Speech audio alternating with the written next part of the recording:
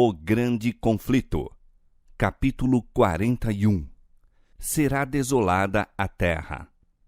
Os seus pecados se acumularam até ao céu, e Deus se lembrou das iniquidades dela. No cálice em que vos deu de beber, dai-lhe a ela em dobro.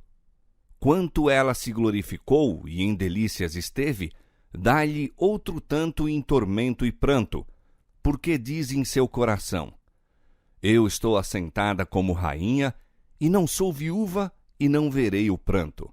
Portanto, num dia virão as pragas, a morte, e o pranto e a fome, e será queimada no fogo, porque é forte o Senhor Deus que a julga.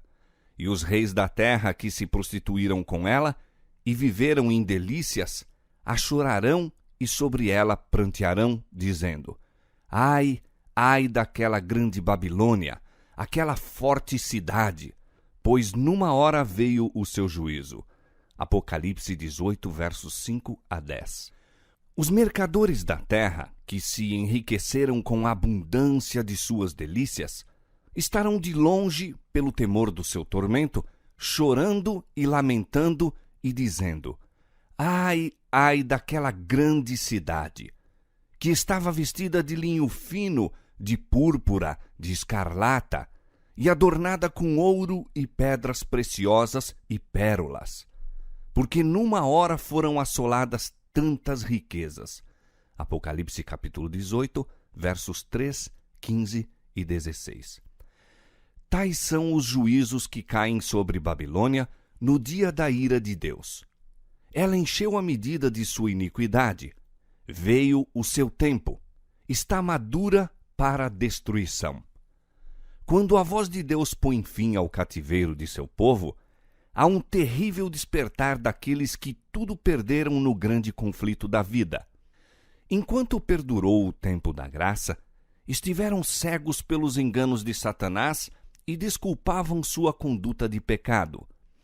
Os ricos se orgulhavam de sua superioridade sobre aqueles que eram menos favorecidos, mas obtiveram suas riquezas violando a lei de Deus.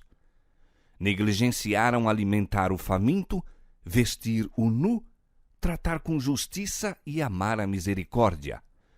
Procuraram exaltar-se e obter a homenagem de seus semelhantes. Agora estão despojados de tudo que os fazia grandes e se encontram desamparados e indefesos. Olham com terror para a destruição dos ídolos que antepuseram ao seu Criador. Venderam a alma em troca das riquezas e gozos terrestres e não procuraram enriquecer para com Deus. O resultado é que sua vida foi um fracasso. Seus prazeres agora se transformaram em amargura, seus tesouros em corrupção. Os ganhos de uma vida inteira foram, em um momento, varridos. Os ricos lastimam a destruição de suas soberbas casas, a dispersão de seu ouro e prata. Mas suas lamentações silenciam pelo temor de que eles próprios devem perecer juntamente com seus ídolos. Os ímpios estão cheios de pesar, não por causa de sua pecaminosa negligência para com Deus e seus semelhantes, mas porque Deus venceu. Lamentam que o resultado seja o que é, mas não se arrependem de sua impiedade. Se pudessem, não deixariam de experimentar todo e qualquer meio para vencer. O mundo vê aqueles dos quais zombaram e escarneceram e que desejaram exterminar passarem ilesos através das pestilências, tempestades e terremotos. Aquele que é para os transgressores de sua lei um fogo devorador, é para o seu povo um seguro pavilhão. O ministro que sacrificara a verdade a fim de alcançar o favor dos homens, percebe agora o caráter e influência de seus ensinos. É evidente que os olhos oniscientes o estiveram acompanhando enquanto se achava ao púlpito, enquanto andava pelas ruas, enquanto se confundia com os homens nas várias cenas da vida. Toda a emoção da alma, toda a linha escrita, cada palavra pronunciada, todos os atos que levavam os homens a descansar em um refúgio de falsidade esteve a espalhar sementes, e agora, nas infelizes e perdidas almas em redor dele, contempla a messe. Diz o Senhor: curam a ferida da filha de meu povo levianamente, dizendo: paz, paz, quando não há paz. Entristeceste o coração do justo com falsidade, não o havendo eu entristecido, e esforçastes as mãos do ímpio, para que não se desviasse do seu mau caminho e vivesse. Jeremias capítulo 8, verso 11, Ezequiel capítulo 13, verso 22. Ai dos pastores que destroem e dispersam as ovelhas do meu pasto. Eis que visitarei sobre vós a maldade de vossas ações. Uivai, pastores, e clamai, e rebolai-vos na cinza, principais do rebanho, porque já se cumpriram os vossos dias para serdes mortos. E não haverá fugida para os pastores, nem salvamento para os principais do rebanho. Jeremias capítulo 23, versos 1 e 2, capítulo 25, versos 34 e 35. Ministros e povo veem que não mantiveram a devida relação para com Deus. Veem que se rebelaram contra o autor de toda a lei reta e justa. A rejeição dos preceitos divinos deu origem a milhares de fontes para males, discórdias, ódio, iniquidade, até que a terra se tornou um vasto campo de contenda, uma sentina de corrupção. Este é o quadro que ora se apresenta aos que rejeitaram a verdade e preferiram acalentar o erro.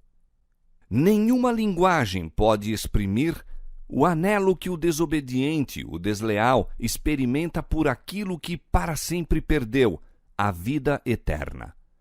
Homens que o mundo adorou pelos talentos e eloquência, veem agora estas coisas sob a sua verdadeira luz.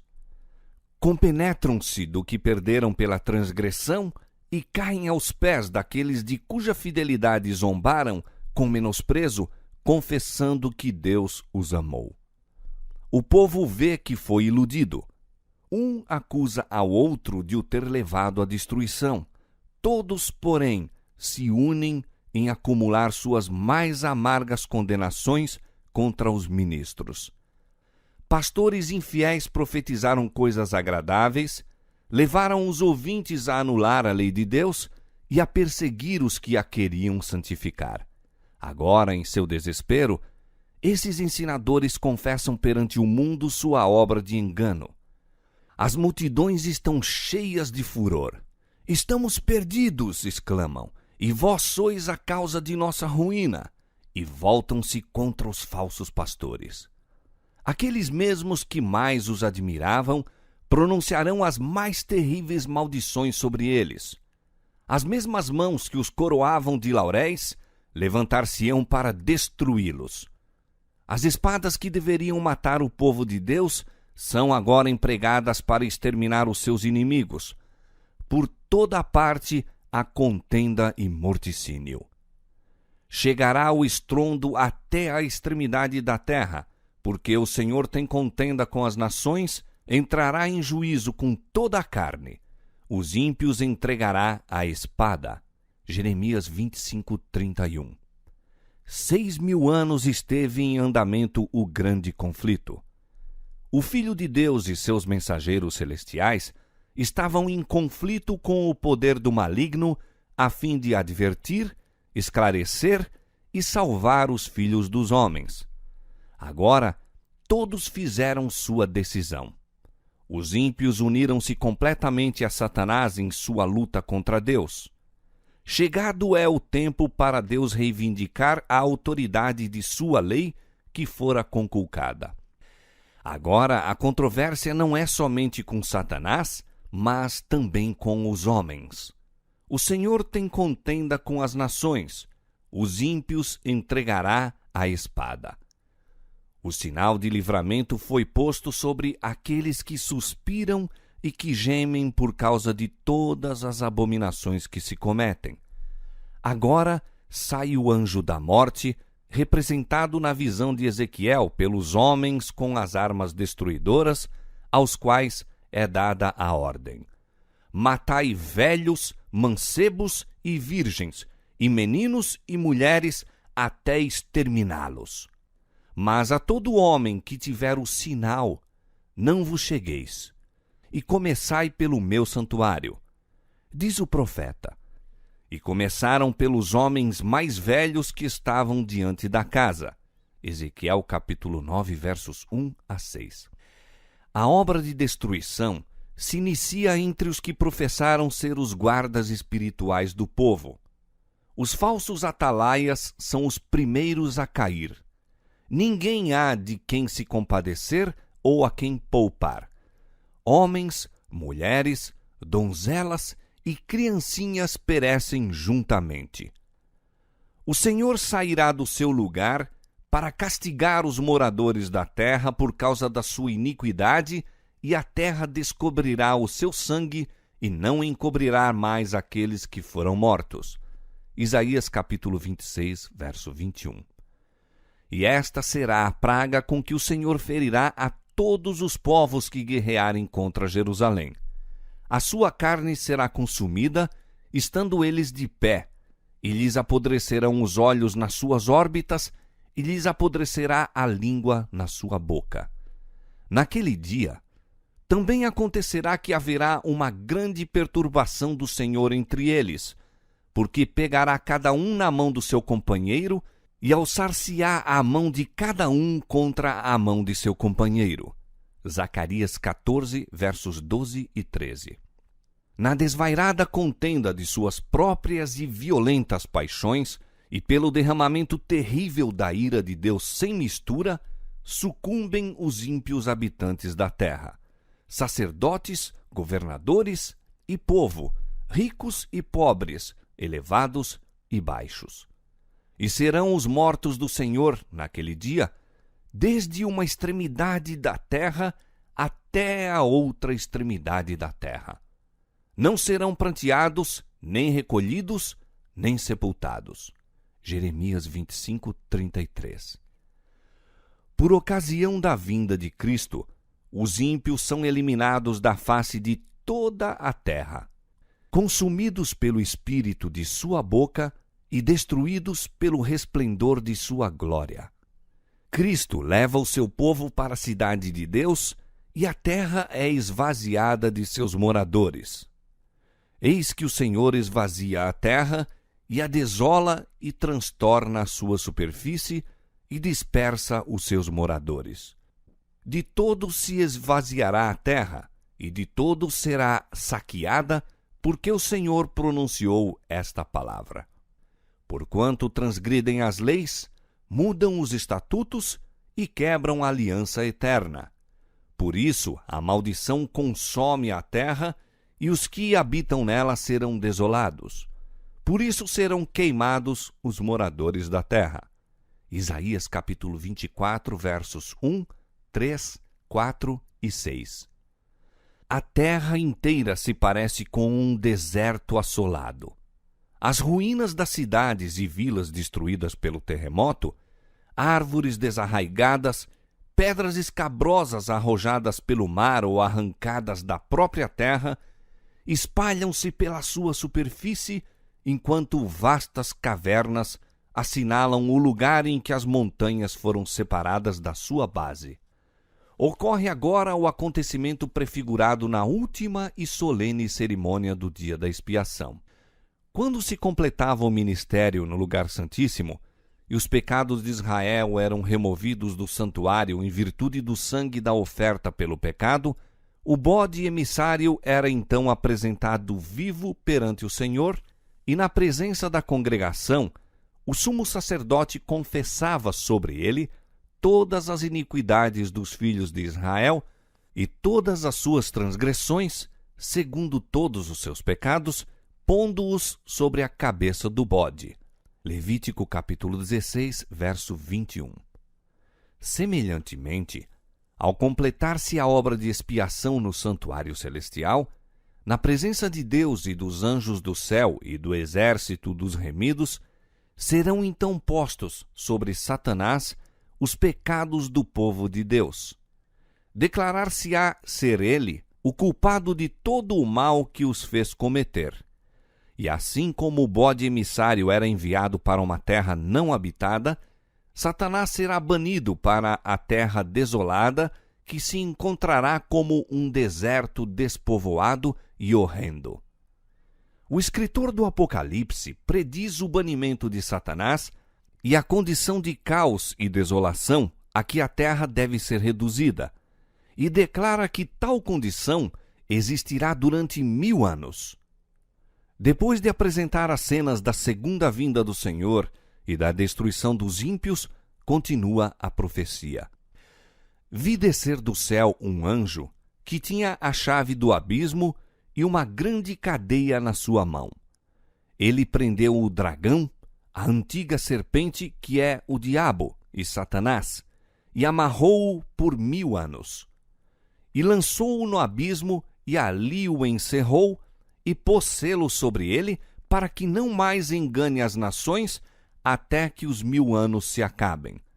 E depois importa que seja solto por um pouco de tempo. Apocalipse capítulo 20, versos 1 a 3.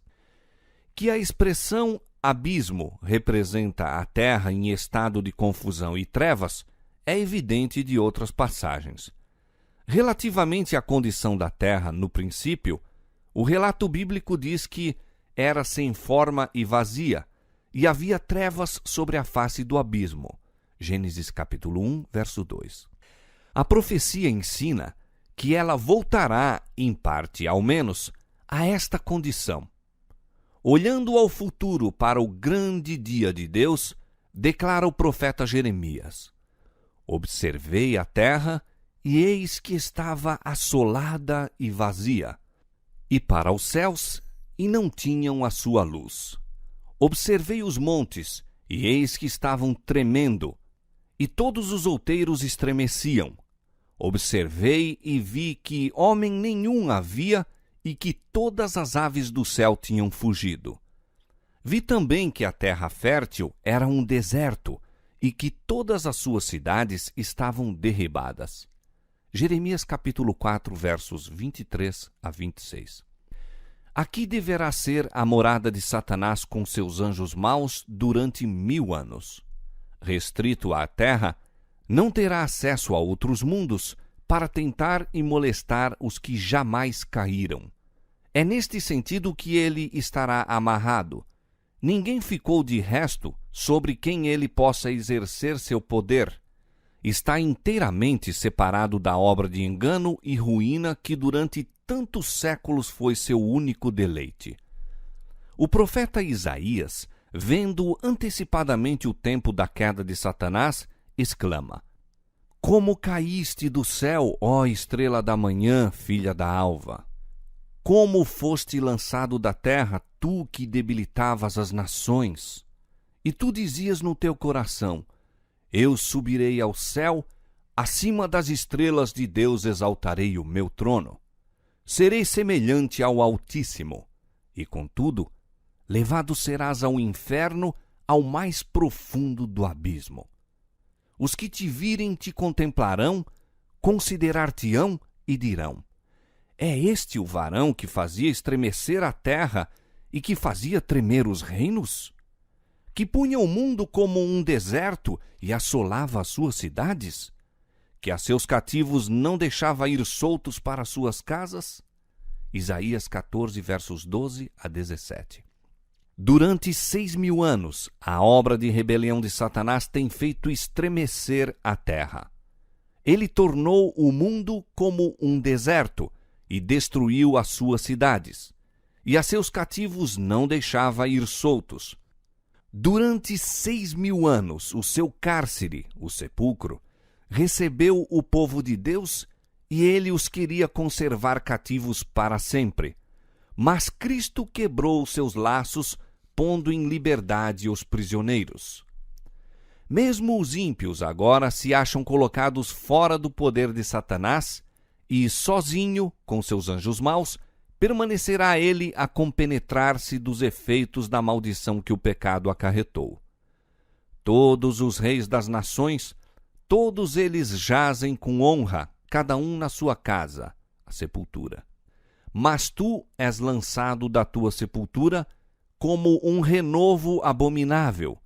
Com eles não te reunirás na sepultura, porque destruíste a tua terra e mataste o teu povo. Isaías 14, versos 18 a 20. Durante 1000 anos, Satanás vagueará de um lugar para outro na terra desolada para contemplar os resultados de sua rebelião contra a lei de Deus. Durante este tempo, os seus sofrimentos serão intensos. Desde a sua queda, a sua vida de incessante atividade baniu a reflexão. Agora, porém, está ele despojado de seu poder e entregue a si mesmo para contemplar a parte que desempenhou desde que a princípio se rebelou contra o governo do céu e para aguardar com temor e tremor o futuro terrível em que deverá sofrer por todo o mal que praticou e ser punido pelos pecados que fez com que fossem cometidos. Ao povo de Deus, o cativeiro de Satanás trará alegria e júbilo. Diz o profeta: acontecerá que no dia em que Deus vier a dar-te descanso do teu trabalho, do teu tremor e da dura servidão com que te fizeram servir, então proferirás este dito contra o rei da Babilônia, representando aqui Satanás, e dirás: como cessou o opressor! Já quebrantou o Senhor o bastão dos ímpios e o cetro dos dominadores. Aquele que feria os povos com furor, com praga incessante, o que com ira dominava as nações, agora é perseguido sem que alguém o possa impedir. Isaías 14, versos 3 a 6. Durante os 1000 anos entre a primeira e a segunda ressurreições, ocorre o julgamento dos ímpios. O apóstolo Paulo indica este juízo como um acontecimento a seguir-se ao segundo advento. Nada julgueis antes de tempo, até que o Senhor venha, o qual também trará à luz as coisas ocultas das trevas e manifestará os desígnios dos corações. 1 Coríntios capítulo 4, verso 5. Daniel declara que quando veio o ancião de dias, foi dado o juízo aos santos do Altíssimo. Daniel 7, 22. Nesse tempo, os justos reinam como reis e sacerdotes de Deus. João, no Apocalipse, diz: vi tronos, e assentaram-se sobre eles, e foi-lhes dado o poder de julgar. Serão sacerdotes de Deus e de Cristo, e reinarão com ele 1000 anos. Apocalipse capítulo 20, versos 4 e 6. É nesse tempo que, conforme foi predito por Paulo, os santos hão de julgar o mundo. 1 Coríntios 6, 2. Em união com Cristo, julgam os ímpios, comparando seus atos com o código, a Escritura Sagrada, e decidindo cada caso segundo as ações praticadas no corpo. Então é determinada a parte que os ímpios devem sofrer segundo suas obras, e registrada em frente ao seu nome no livro da morte. Igualmente, Satanás e os anjos maus são julgados por Cristo e seu povo. Diz Paulo: não sabeis vós que havemos de julgar os anjos? 1 Coríntios capítulo 6, verso 3. E Judas declara que aos anjos que não guardaram o seu principado, mas deixaram a sua própria habitação, reservou na escuridão e em prisões eternas até ao juízo daquele grande dia. Judas, verso 6. Ao fim dos 1000 anos, ocorrerá a segunda ressurreição. Então os ímpios ressuscitarão dos mortos, comparecendo perante Deus para a execução do juízo escrito. Assim, o escritor do Apocalipse, depois de descrever o ressurgir dos justos, diz: mas os outros mortos não reviveram até que os 1000 anos se acabaram. Apocalipse 20, verso 5. A respeito dos ímpios, Isaías declara: serão amontoados como presos numa masmorra, e serão encerrados num cárcere, e serão visitados depois de muitos dias. Isaías capítulo 24, verso 22.